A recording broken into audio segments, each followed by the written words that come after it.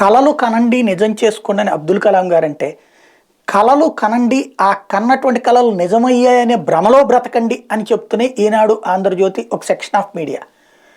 ఆంధ్రప్రదేశ్లో వచ్చిన అదాని గురించి అడ్డకోలు కారుకోతలు రాస్తారు, అంబానీ గురించి నోటికొచ్చిన కోతలు రాస్తారు, వచ్చే పరిశ్రమల గురించి వార్తలు రాయరు. కానీ అమరావతి సింగపూర్ అయిపోయింది, రాబోయే రోజుల్లో కూడా అమరావతి సింగపూర్కి ఎక్కువ, లేకపోతే కనుక బెంగళూరుకి తక్కువ అన్నటువంటి రూట్లో చూపెడతారు. ఆ భ్రమలోనే మనల్ని బ్రతకమంటారు.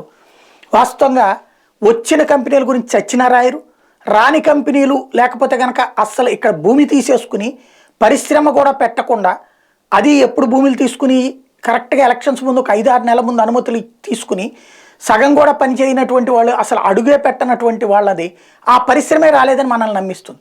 20 లక్షల కోట్ల పెట్టుబడులు పెడుతున్నట్టు చెప్పి ఓవరాల్గా ఎంత వచ్చినాయి అని చెప్పారు. అప్పుడే 80,000 కోట్లు ఎంత వచ్చినాయి అని చెప్పారు. ఇప్పుడు లక్షల కోట్లే వస్తున్నాయి. ఇప్పుడు వస్తున్న లక్షల కోట్ల గురించి ప్రచారం చేయరు. అప్పుడు వచ్చినటువంటి దాని గురించి మాత్రం చిలవల పలవల చేసి చెప్పుకొచ్చారు.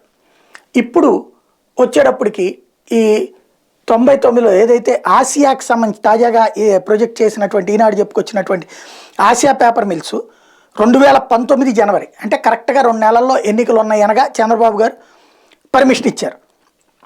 అప్పట్లో ఇది పర్మిషన్ ఇచ్చి అప్పటికి ఏడాది అయిపోయింది, ఏమీ చేయలేదు అనేసి షోకాజ్ నోటీస్ ఇచ్చిన సందర్భం 2018 జనవరి 9న చంద్రబాబు గారు రామాయణపట్నం పోర్టుతో పాటుగా ఏషియా పేపర్ కంపెనీ ఏర్పాటు చేయబోయే కాగిత పరిశ్రమకు శంకుస్థాపన చేశారు 2018లో.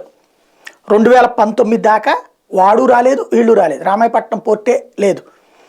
దాంతో ఆగిపోయింది. అందులో ఎందుకని 2018 నుంచి మోడీతో గొడవ పెట్టుకుని ఉన్నారు. ఇంకా ఓ పెద్ద పరిశ్రమ ఆంధ్రాకి ఎందుకు వస్తుంది, రాలా.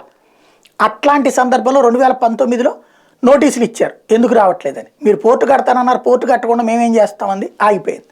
కానీ ఆ పరిశ్రమను జగన్ తరిమేశాడు. 2018లో పర్మిషన్ తీసుకుని ఏడాదిన్నరలో ఒక్క అడుగు కూడా వేయనటువంటి ఏషియా కంపెనీ జగన్ వచ్చాక వెళ్ళిపోయింది. ఇది రాసుకొచ్చింది ఈనాడు, నమ్మాలి మనం.